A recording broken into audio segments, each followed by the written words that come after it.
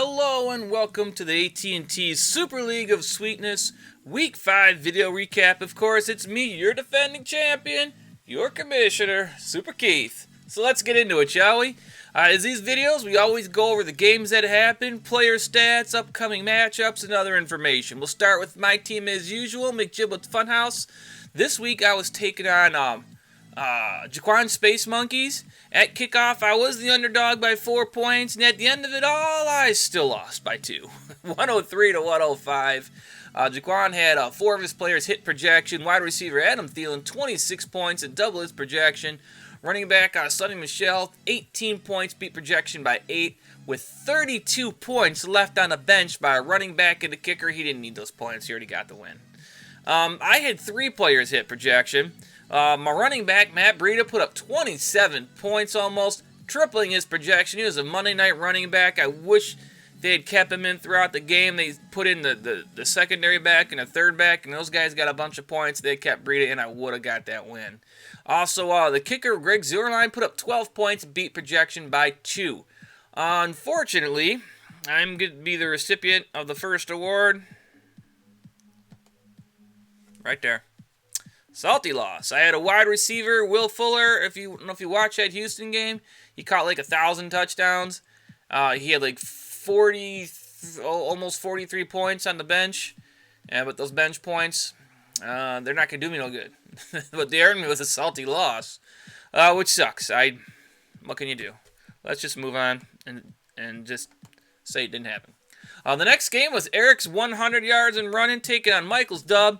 At kickoff, Dub was projected to get the win by 17, but when it was all said and done, it was 100 yards and running with 160 points to 97 for a 63-point difference of win on that. And believe it or not, that's not the biggest blowout. Eric had half his team hit projection. Quarterback Deshaun Watson, who was throwing those touchdowns to my bench guy, he had 59 points, doubling his projection. Wide receiver Amari Cooper, almost 34 points, tripling his projection. Almost 5 points on the bench by a tight end for Eric, but he didn't need it. That was a pretty big win. Now, Michael did have 4 of his people hit projection. Wide receiver Cooper Kupp, almost 19 points, beating projection by 7. Wide receiver Sutton, 16 points, also beating his projection by 7. And only 2 points on the bench from another wide receiver, nowhere near enough for that win. The next game, we have Adrian's Blue Nightmare taking on Liz's Captain Rocks. At kickoff, Adrian was expected to get the win by 4, and at the actual game, he got it by 5 points, 106 to 101. He got the win despite only having 2 people hit projection. Running back Adam Jones from Green Bay, 43 points, tripling his projection. The Carolina defense putting up almost 15 points, beating their projection by nearly 6. There were 2 wide receivers and a running back on Adrian's bench, which would have net him an additional 22 points to really put it away. Now, Liz had 3 people hit projection. Of those, running back Christian McCaffrey, almost 45 points. He just went crazy, doubling his projection. Wide receiver Julian Edelman, 18 points, beating projection by 7. Just under 3 points left on the bench. It would have made it a closer game from that other wide receiver, but not enough for the win. Going on to the next game, that's going to be one for sure. It was Chuck's team taking on Kim Possible. At kickoff, Chuck's team was projected to win by 14. Tack another 50 onto that.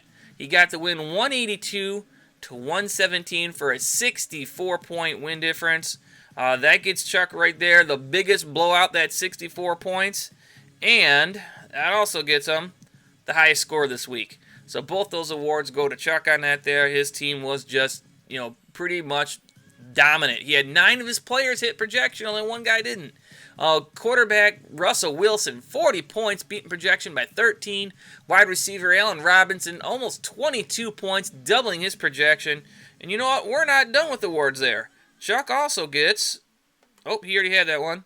He also gets a perfect lineup. There were no more moves he could have made on his roster to get more points. Now, Kim's team didn't do bad. She had 6 of her 10 players hit projection. Wide receiver Chris Goodwin, 25.5 points, double his projection. Running back Carson, 19 points, beat projection by 6.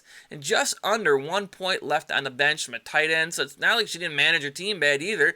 Just couldn't get the points that Chuck's team had on there. I mean, 182, most weeks people aren't going to get those points.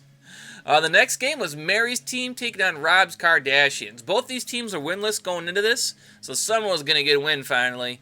At kickoff, Rob was projected to get the win, but he's going to look to keep that loss streak going on. Mary's team got the win 105-79 for a 26-point win difference. Half of her team hit projection, including quarterback Kirk Cousins, 27 points to beat projection by 5, and the Denver defense, 12 points to double their projection. There were no more moves Mary could have done. She got herself a perfect lineup on that there. Way to maximize the points to get that first win. Now, Rob's team, he did have Tom Brady hit projection for 33 points, beating projection by 8, and running back Carlos Hyde got 12 points, beating projection by 3. He had 8 of his 10 players miss projection, so those two guys are the only ones to hit projection. Now, Rob, also to add some more salt to it there, he gets himself a Salty Loss Award because he had 36 points on the bench between a defense and a tight end, which was 10 points more than he needed for the win, so he gets himself a salty loss on that as well. The last game we had was Big Shell's team taking on Jody's Mama and her boy. At kickoff, this was projected to be the closest one. Mama and the boy was projected to get this win by .36 points, but it didn't go down that way. Sheldon's team got the win 142-96. He had 6 of his 10 players hit projection. Quarterback Matt Ryan, almost 42 points, beating projection by 15. Wide receiver Michael Thomas, 32 points, almost tripling his projection, and almost 10 points more were left on the bench from a tight end. Jody's team had 4 players hit projection. Wide receiver Tyler Boyd, 20 points to double that projection. The kicker Fairbairn again, 13 points, beating projection by 4. 26 points left on the bench between a quarterback, a running back, and a wide receiver. But even that 26 points wouldn't help her get the win on that there. So a big win for Sheldon's team. So that's it for the games that happened. Let's go into the upcoming matchups. My team now at 2-3. I'll be taking on the 2-3 Kim Possible. The 2-3 100 yards and running will be taking on the undefeated Space Monkeys at 5-0. The 3-2 Blue Nightmare will be taking on the 4-1 Dub. The 2-3 Captain Rocks will be taking on the 4-1 Big Shells team. The 1-4 Mary's team will be taking on the 3-2 Chuck's team. The 2-3 Mama and her boy taking on the winless Rob's Kardashians. Now this week, bye week's going to hit people a lot bit more. We have 4 teams on bye this week.